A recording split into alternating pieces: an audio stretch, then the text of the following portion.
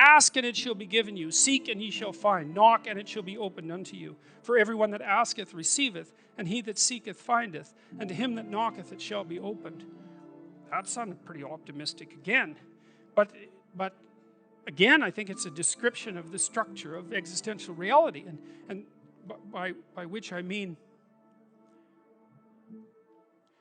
when I'm in my clinical practice and I observe, and this is also the case with my students, is let's say, people's lives aren't what they would like them to be. And so then you ask, why?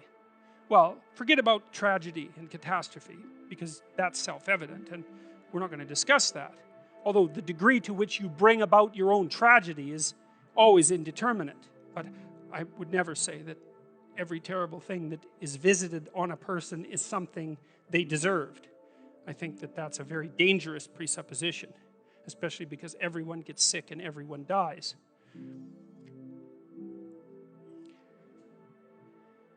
But one of the main reasons that people don't get what they want is because they don't actually figure out what it is.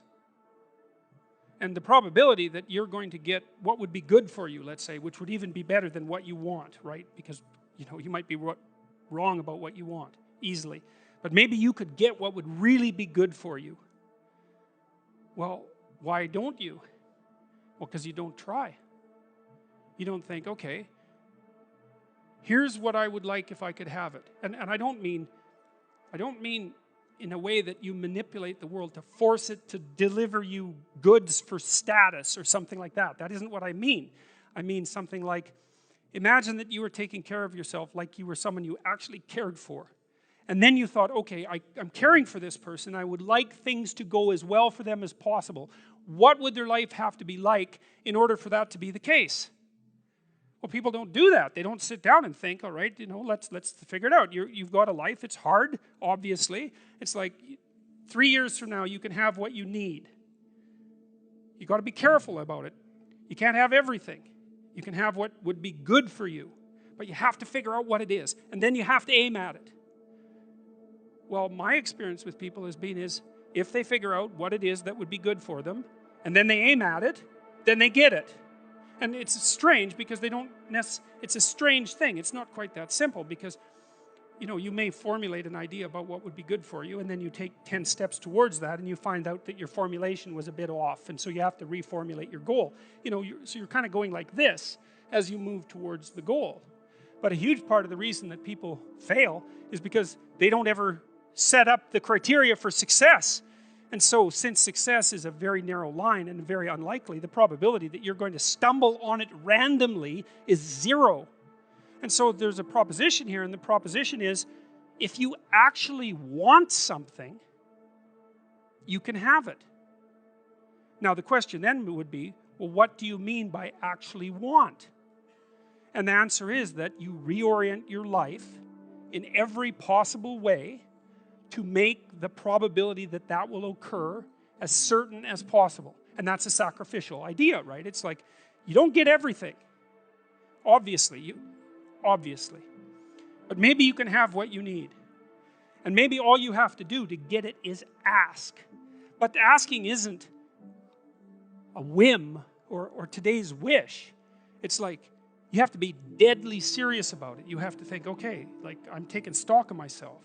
And if I was going to live properly in the world and I was going to set myself up such that being would justify itself in my estimation, and I don't mean as a harsh judge, exactly what is it that I would aim at?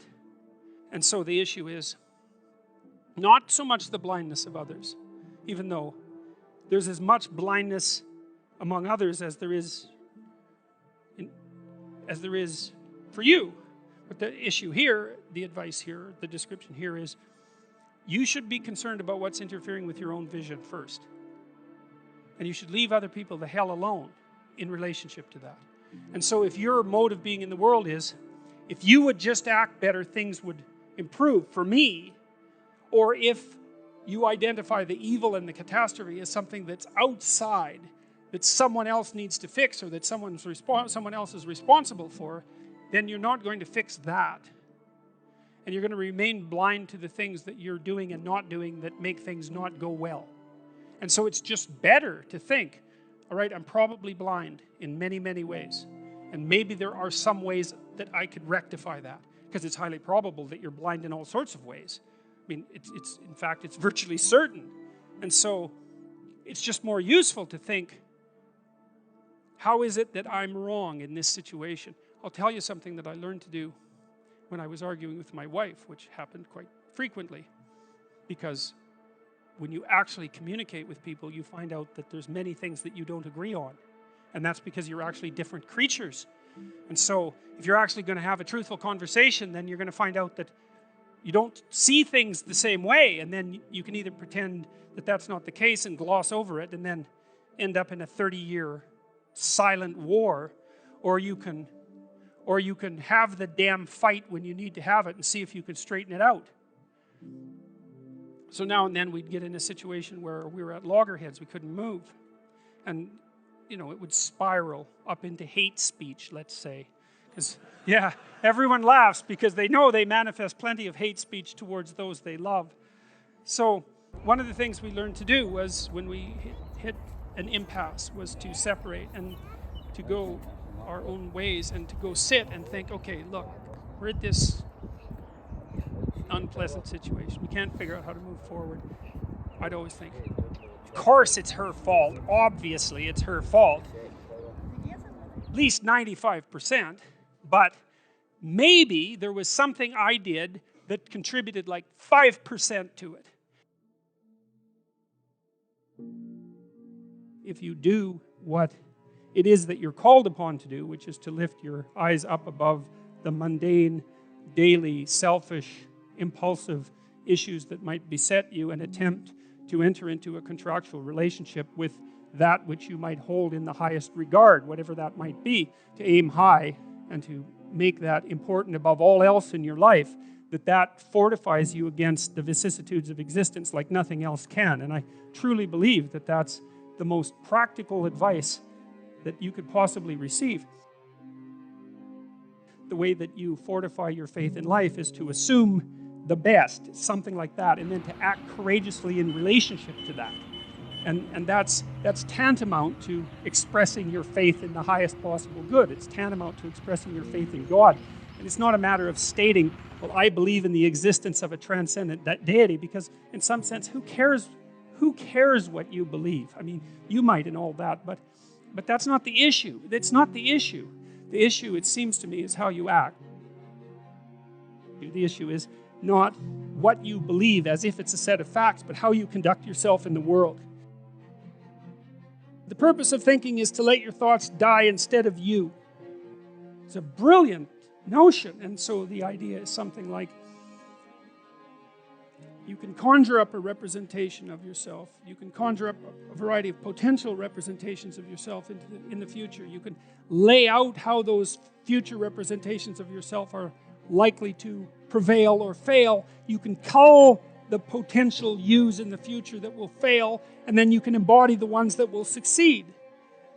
You do that well simultaneously, conjuring up a representation of your current state and determining for yourself, because of your undue suffering, which elements of your pathetic being need to be given up so that you can move forward into that future. And the goal, what is it that you're aiming at with that work and that sacrifice? That's the ultimate question. What is it that you're trying to do? Are you trying to improve the future? We believe that the future can be improved. We believe that it can be improved as a consequence of our sacrificial work. And so, once again, what are the limitations? What are the limits to that? What are the necessary limits to that? I would say we don't know. We conjured up this remarkable idea. The future exists. We can see it even though it's only potential. We can adjust our behavior in the present in order to maximize our probability of success in the future. How best to do that? The idea is something like, don't hesitate to offer the ultimate sacrifice if you want the future to turn out ultimately well. What is it that you could contract for, let's say, if you were willing to give up everything about you that's weak and unworthy? The proper sacrificial attitude produces a psychological state and then a social state that's a manifestation of that attitude that decreases the probability that the world will careen into hell and increases the probability that people will live high quality, meaningful, private lives in a society that's balanced and capable of supporting that. And none of that seems to me to be questionable, really. I also don't think it's anything that people don't actually know. You know, people have told me many times that when they listen to me talk, they're hearing things that they already knew but didn't know how to say. It's something like that. And this is one of those things that I think is exactly like that. I mean, I think it's at the very core of our moral knowledge, which is our behavioral knowledge and our perceptual knowledge. I mean, let's get this straight. Moral knowledge is no trivial matter. It's knowledge about how it is that you orient yourself in the world. There's no more profoundly necessary form of knowledge. Well, it's predicated on something that's exactly like this. We know that we have to make sacrifices. We know that we have to aim at what's good. So then why isn't that we don't aim at what's best and make the sacrifices that are necessary in order to bring that into play? I think it seems to me that in some sense that's self-evident. The question is why we don't do it, but there's answers to that too. Life is hard, and it hurts people. It's rife with limitation, and some of it's arbitrary, and some of it's unjust, and some of it's worse, some of it's malevolent, which is even worse.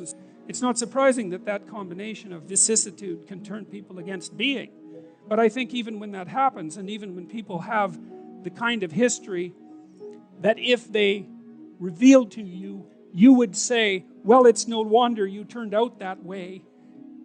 The people who turn out that way still know that it's wrong. They still know that however deep their own suffering, however arbitrary their own suffering, however much that's caused by the malevolence of others, as well as the tragedy of existence, that does not in any way justify their turning away from the good. And I believe everyone knows that. I believe that they know it implicitly, even if they don't allow themselves to know it explicitly. And I believe that if they violate that idea, then they violate themselves, and that they end up in Cain's position, which is the position of the man who's been given a punishment that is too great to bear. Now we're capable of making sacrifices in abstraction, right? To conceptualize a future that we want, to let go of the things that are stopping us from moving forward, and to free ourselves from the chains of our original preconceptions. Pursue pleasure. Follow your impulses. Live for the moment. Do what's expedient. A mountain is something you have to climb, and you have to climb to the pinnacle of a mountain, and the mountain is up, right? And the mountain stretches up to heaven, and it's a long journey to specify the right place on the highest pinnacle. And that's symbolic because, of course, it's a pinnacle that you're always trying to reach, just like you're always trying to aim. You're always trying to climb upward. At least that's the theory. Depends to some degree, of course, on your definition of upward.